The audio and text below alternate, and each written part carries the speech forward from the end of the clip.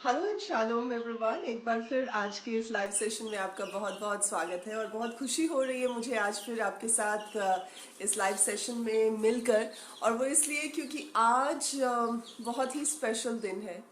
और स्पेशल इसलिए है क्योंकि आज से 5 महीने पहले हमने फ्राइडे लाइव सेशंस शुरू किए थे। और ये लाइव सेशंस जब शुरू किए गए थे तो इस चीज़ को सोचकर प्रभु में एक नई डायरेक्शन को हासिल करके शुरू किए गए थे कि जिन लोगों को परमेश्वर में नए उत्साह की, नए ज़ील की ज़रूरत होती है तो हम उन तक परमेश्वर का वचन पहुंचाए। सो परविंदर सिंह जी, जोहन स्वेन जी, अमन जी, मणिकांत जी, आप सबका बहुत बहुत स्वागत है। और भी बहुत सारे नाम है, शिरीन जी, इश्तियाक गिल जी। सो ऑल ऑफ यू, हम आपका बहुत बहुत स्वागत करते हैं कि आपने हमारे साथ लाइव ज्वाइन किया है। और आज जैसे कि मैं बता रही थी कि आज हमें 5 महीने कंप्लीट हो गए हैं और मैं देख रही थी कि 21 लाइव सेशंस जो है हम कंप्लीट कर चुके हैं परमेश्वर की वजह से। और प्रभु ने एनेबल किया कि ये सारे 21 डिफरेंट हफ्तों में परमेश्वर का कलाम हम लोग एक दूसरे को ऊंचा उठाने के लिए शेयर करते आए हैं। और बहुत सारे लोगों की बहुत सारी गवाहियां भी इन 21 हफ्तों में परमेश्वर ने दी हैं। और उन सभी कामों के लिए हम सिर्फ और सिर्फ प्रभु का धन्यवाद देते हैं और परमेश्वर को महिमा देते हैं। भाई तमांग नेपाल से आप देख रहे हैं, परमेश्वर आपको बहुत आशीष दे। Thank you so very much. और आज मैं खास तौर पर आप सबका भी धन्यवाद देना चाहती हूँ जो अलग अलग कंट्रीज से ट्यून इन करके हमें ज्वाइन करते हैं। आप सभी इन सर्मन्स को, इन मैसेजेस को लाइक करते हैं और आपकी गवाहियां हमें बताती हैं कि परमेश्वर आपकी लाइफ्स में कितना बड़ा काम कर रहे हैं। मैं यही कहना चाहूंगी कि ये काम किसी मनुष्य का, किसी इंसान का नहीं है, ये काम परमेश्वर का है। और जब हम परमेश्वर से गाइडेंस और डायरेक्शन पाकर कोई काम करते हैं तो अनडाउटफुली हम बिल्कुल संदेह ना करते हुए इस चीज़ को देख पाते हैं कि परमेश्वर कैसे अपने कामों को लोगों की ज़िंदगी में दिखाते हैं और कैसे उनको जाहिर करते हैं। आज एक छोटी सी और बड़ी पावरफुल सी बात मैं आपके साथ शेयर करूंगी, लेकिन उससे पहले चले एक छोटी सी स्टोरी सुना दूं आपको। काफी लोग कहते हैं कि डॉक्टर साहब हमें आपकी स्टोरीज से बहुत कुछ समझने को मिलता है और आप जैसे सिंप्लीफाइड करके उस कलाम की बात को समझाते हैं। तो मैं कहूँगी सारा सारा जलाल, सारी महिमा सिर्फ परमेश्वर को ही मिले, क्योंकि परमेश्वर है जो हमें अकल देते हैं कि हमें कैसे कौन सी चीज़ करनी चाहिए। चलिए एक छोटी सी स्टोरी के साथ शुरू करते हैं। मैं एक क्वेश्चन आपसे पूछना चाहती हूँ कि क्या कभी आपको ऐसा लगा है कि आप किसी चीज़ में वीक हैं और वो वीकनेस, चाहे आप इतनी प्रार्थना भी कर रहे हैं, चाहे आप इतनी मेहनत भी कर रहे हैं, उस पर काम भी कर रहे हैं, लेकिन वो वीकनेस ठीक नहीं होती है, वो स्ट्रेंथ में शायद बदलती हुई दिखाई नहीं देती है।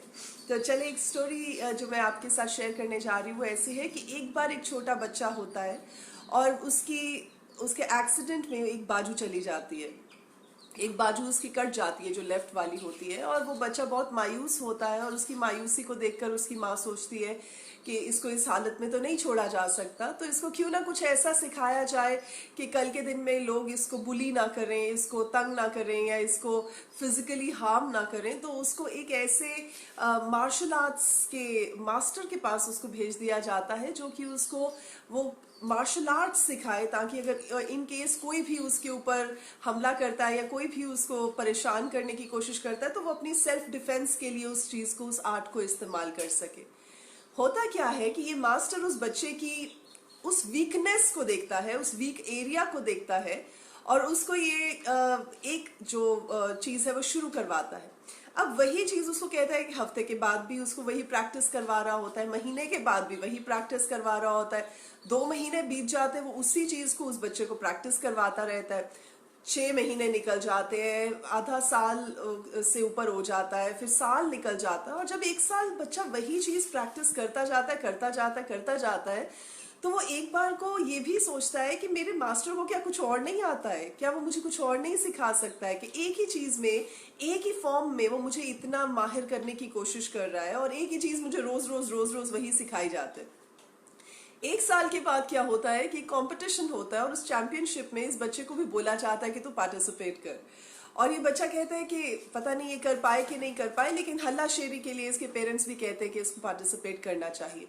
और जैसे ही ये बच्चा पार्टिसिपेट करता है तो देखता है कि फर्स्ट राउंड में ये अपने ओपोनेंट से जीत जाता है, सेकेंड राउंड में भी अपने ओपोनेंट से जीत जाता है। इसका मोराल और बूस्ट अप हो जाता है और इतना कॉन्फिडेंट हो जाता है, और उसको पता होता है कि जब उसने फाइनल राउंड में जिसके साथ उसको ऑपोजिशन में खड़े होना है वो बहुत ही स्टाउट और बहुत ही बड़ा लंबा चौड़ा और हेल्थी लड़का है, और उसके ऑपोजिशन में जब ये खड़ा होगा कंपटीशन में तो शायद ये जीते कि ना जीते, बट इसको ये खुशी थी कि at least he is been able to reach to the finals. तो ये फाइनल्स में पहुंच चुका है। अब जब ये फाइनल्स में जाता है और वहां पर भी जब ये अपने दाव पेच खेलता है और ये लड़का जीत जाता है तो इसकी खुशी का ठिकाना नहीं रहता है, और इसके मास्टर भी जो होते हैं वो बहुत खुश होते हैं और इसको गोद में उठा के and they celebrate his victory कि जो ये बच्चा जीत चुका होता है उस चीज को। और होता क्या है कि जब वो वापस घर जाता है तो अपने मास्टर से एक क्वेश्चन पूछता है।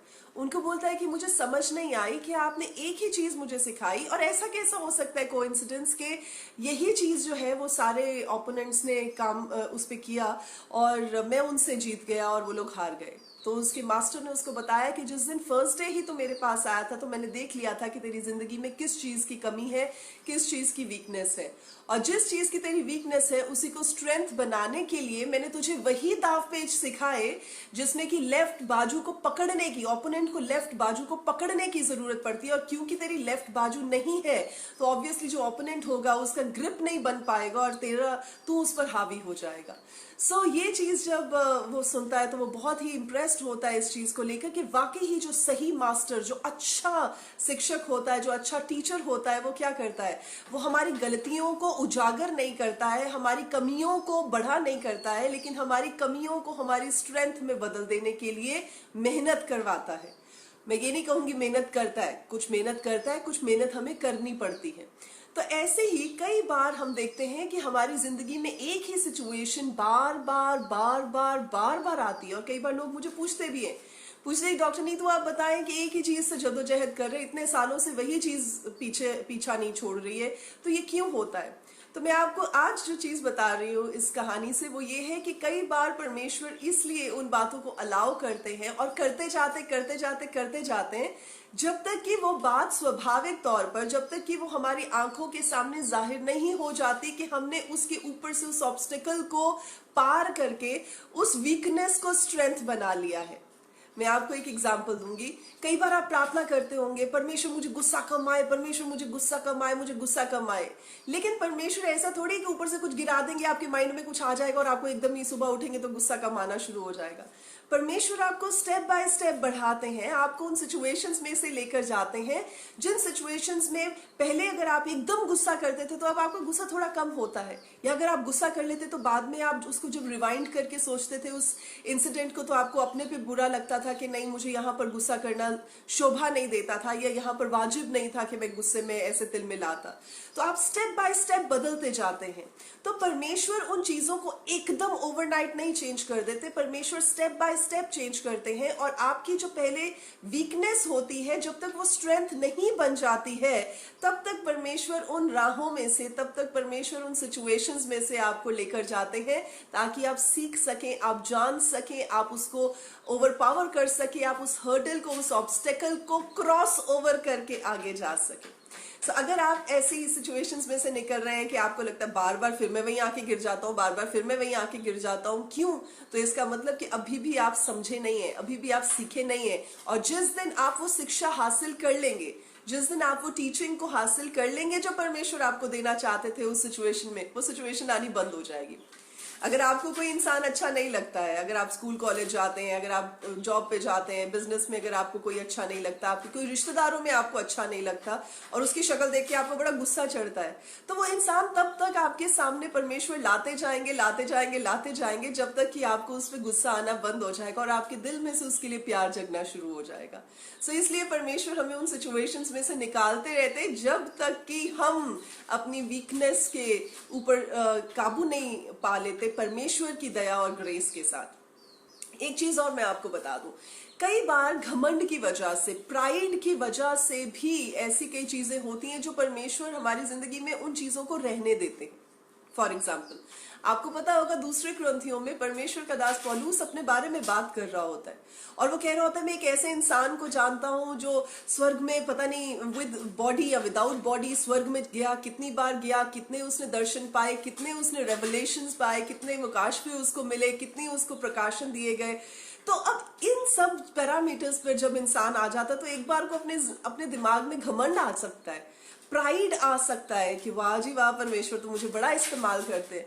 तो प्रभु क्या करते हैं, प्रभु एक कहीं ना कहीं ऐसी कोई सिचुएशन रख देते हैं ताकि इंसान को ये याद रहे कि वो इंसान ही है। तो जब बार बार फिर वो वचन में कहते हैं संत पौलुस कि प्रभु ने ऐसा किया कि शैतान का एक दूत मेरे पास भेजा जिसने कि मुझे घूसे मारे और मेरे शरीर में एक ऐसा कांटा चुभा हुआ है, और मैंने परमेश्वर को बोला प्रभु ये कांटा निकाल दो, तो प्रभु को जवाब नहीं देते। फिर वो कहता प्रभु ये कांटा निकाल दो, प्रभु फिर जवाब नहीं देते। फिर वो कहता प्रभु प्लीज कांटा निकाल दो, तो परमेश्वर तीसरी बार उसकी बात का जो जवाब देते वो ये कहते हैं कि मेरा फजल तेरे लिए काफी है, दैट मीन्स मेरी ग्रेस जो है वो तेरे लिए काफी है। सो ये 2-3 रीजंस होती हैं जिसकी वजह से, और थर्ड रीजन क्या है कि आप क्यों उन्हीं सिचुएशंस में बार बार फंसते हैं, क्यों एक ही चीज आपको दोबारा दोबारा फेस करनी पड़ती है। थर्ड रीजन ये भी हो सकती है कि हो सकता है आपकी प्रार्थना ही ऊपर तक नहीं पहुंच रही। अब आपका सवाल होना चाहिए कि ऐसे कैसे हो सकता है पास्टर, नहीं तो हम तो प्रार्थना करते हैं और हम जानते हैं कि हमारा परमेश्वर हमारी प्रार्थनाओं को सुनता है। बिल्कुल परमेश्वर प्रार्थनाओं को सुनते हैं, लेकिन अगर आपकी जिंदगी में पाप है, अगर आपकी जिंदगी में कोई ऐसे काम है जो कि परमेश्वर की नजर में सही नहीं है, तो आपको क्या लगता है कि परमेश्वर आपकी प्रार्थना को सुनेंगे? देखिए, यशायाह नबी की किताब में परमेश्वर का वचन बहुत क्लियरली कहता है कि परमेश्वर के कान ऐसे बहरे नहीं हो गए, परमेश्वर का हाथ ऐसा छोटा नहीं हो गया है। परमेश्वर के कान सुनते हैं, लेकिन वो तब परमेश्वर उस बात को रिस्पॉन्ड नहीं करते। लिखा है कि परंतु पर तेरे अधर्म के, अनराइचियसनेस के कामों की वजह से परमेश्वर तुझसे ऐसे हो गए कि तेरी आवाज सुनते हुए भी नहीं सुनते। इसलिए अगर आप पाप में रह रहे हैं, अगर आपकी जिंदगी में गुनाह है और गुनाह से आप बाहर नहीं आना चाहते हैं, तो ऑब्वियसली फिर परमेश्वर ने कहा आपकी प्रार्थना को सुनना है। तो ये ऐसी 3 रीजंस जो मैं आपको बता रही हूँ जिनकी वजह से आप फिर घूम घूम के उन्हीं चीजों में अगर गिर रहे हैं, वापस उन्हीं चीजों का सामना कर रहे हैं जो पहले भी करते थे और अब भी कर रहे हैं और पता नहीं कब तक करते रहेंगे। तो ये शिक्षाएं जो है, ये समझने की जरूरत है कि हमें कहाँ पर, किस चीज पर आमादा खड़े रहने की जरूरत है और किस चीज पर मेहनत करने की जरूरत है और किस चीज में परमेश्वर के अनुग्रह की जरूरत है और किस चीज में हमें माफी मांगने की जरूरत है, ताकि हमारी उस सिचुएशन को प्रभु टर्न अराउंड कर सके और हम इस पार से उस पार जा सके।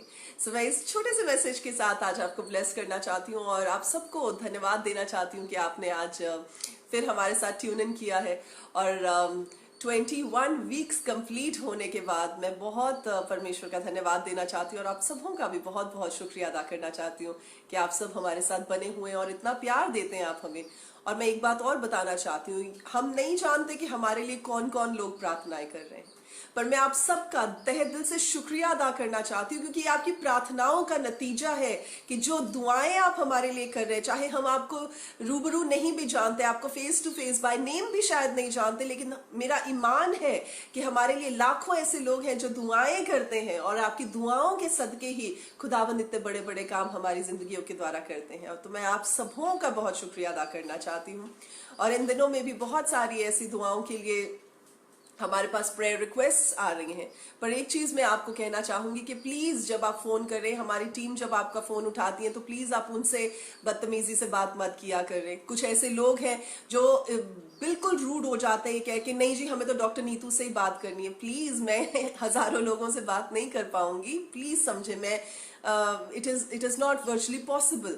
तो मैं सिर्फ आपके साथ वीडियोस पर रूबरू हो सकती हूँ। मेरी टीम फुली इक्विप्ड है परमेश्वर की दया से, प्रभु उन्हें बढ़ाते हैं, प्रभु उन्हें इस योग्य बना चुके हैं कि वो आपसे बात कर सकें, वो आपकी प्रार्थनाओं को लिख सकें, वो आपको काउंसिल कर सकें, और परमेश्वर उन्हें अपनी बुद्धि, अपनी अकल से भरते हैं। तो इसलिए प्लीज आप उनके साथ गलत तरीके से बात मत किया करें। मैं इंडिविजुअली किसी से बात करने के लिए नहीं कहती, हाँ, बट अगर कभी खुदा मेरे दिल में डालते हैं तो कुछ कॉल्स जो होती हैं, जब भी खुदा मेरे मन में डालते हैं तो कुछ कॉल्स होती हैं जो मैं खुद भी उन कॉल्स को लेकर और मैं डायरेक्टली भी प्रार्थना करती हूँ। बट बी अश्योर्ड कि जितने लोग भी हमें प्रेयर रिक्वेस्ट भेजते हैं, चाहे आपको आप व्हाट्सएप के द्वारा, चाहे आप मैसेजेस के द्वारा, चाहे आप फोन कॉल्स के द्वारा, चाहे आप जो हमारे यूट्यूब और फेसबुक के द्वारा, या फिर आप हमें ईमेल के द्वारा भी भेजते हैं, उन सबों के लिए प्रार्थना की जाती है और बकायदा आपका नाम लेकर प्रार्थनाएं की जाती हैं। तभी तो आपकी टेस्टिमनीज इतनी बढ़िया जो होती हैं परमेश्वर में आप हमसे शेयर करते हैं।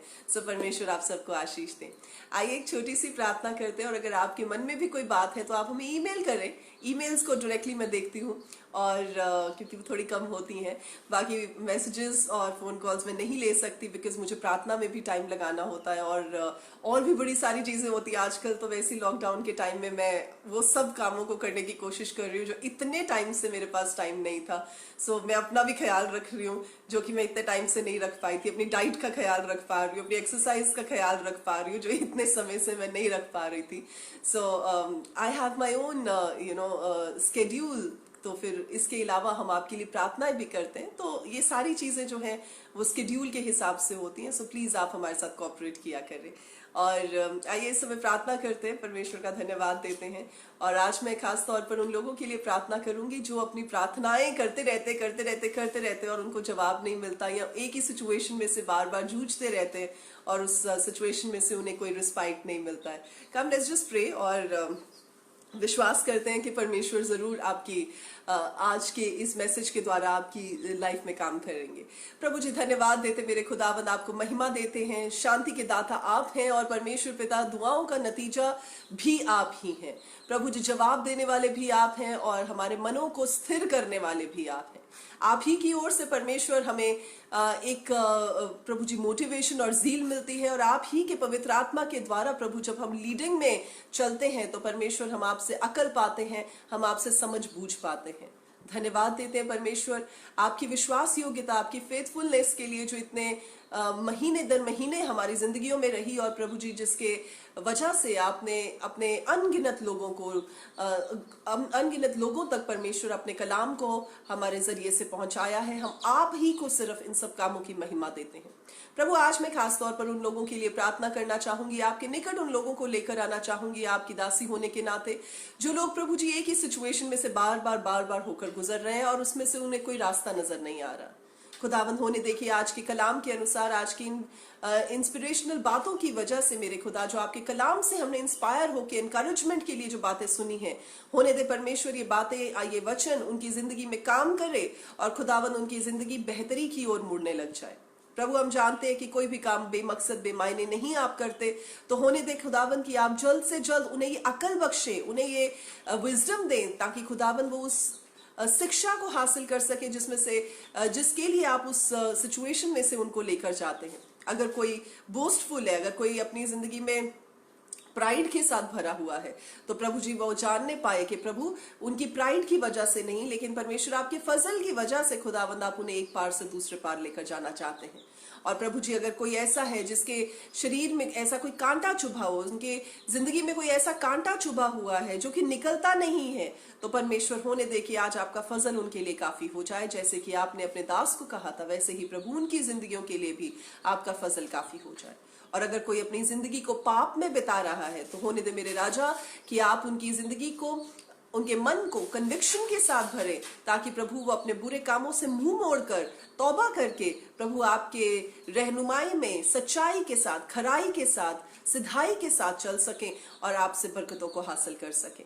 धन्यवाद देते हैं पिता, इन सारी प्रार्थनाओं को आपके सामने रखते हैं। प्रभु इस समय अगर कोई भी जन अपनी प्रार्थनाओं को हमारे लाइव सेशन में भी दे रहा है, तो होने दे मेरे खुदावन की उनकी प्रार्थनाएं भी आपके सन्मुख प्रभु कबूल की जाए, आपकी सच्ची और पवित्र वेदी के सामने कबूल की जाए मेरे खुदा, और एक एक को नाम बेनाम मेरे परमेश्वर उन प्रार्थनाओं का जवाब आप दें और अपनी इच्छा और अपनी मर्जी के अनुसार प्रभु जी उन्हें उस आंसर को प्रकट करें जो कि उनकी प्रार्थनाओं का है। धन्यवाद के साथ सारी प्रार्थना प्रभु यीशु मसीह के जिंदा और जलाली नाम में मांगते हैं, आमीन आमीन आमीन।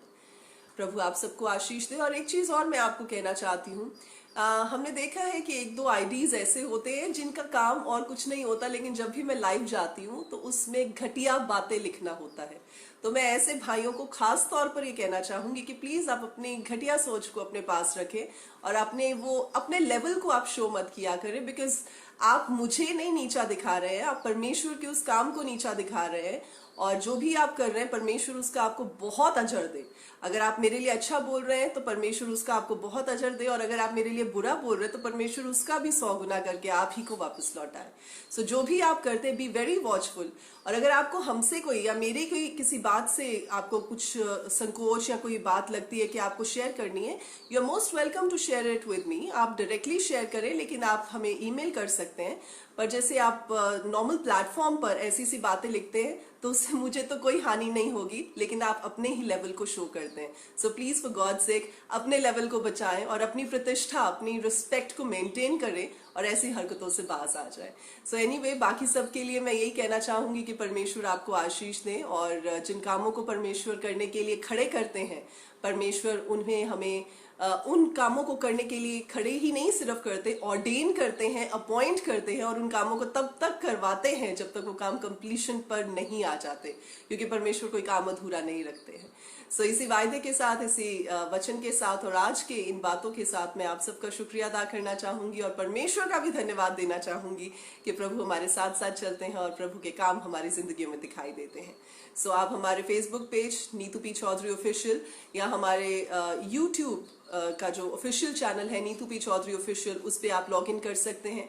और आज भी हमने एक स्पेशल वीडियो उस पर डाला है जिसमें है कि आप बिना लड़े कैसे अपनी लड़ाइयों को जीत सकते हैं, आप अपने दुश्मनों को कैसे हरा सकते हैं बिना लड़ाई किए। सो ये एक स्पेशल मैसेज है, जरूर आप देखिएगा। हमारे यूट्यूब चैनल पे आज हमने सुबह उसको किया है, पोस्ट किया है। सो परमेश्वर इस मैसेज से भी आपको बड़ी आशीष दे। सो जब तक हम दोबारा मिलते हैं अगले फ्राइडे को, आप अपना ख्याल रखिएगा और परमेश्वर की हिफाजत में आप बने रहिए। परमेश्वर आप सबको बहुत आशीष दे। God bless you. शालोम।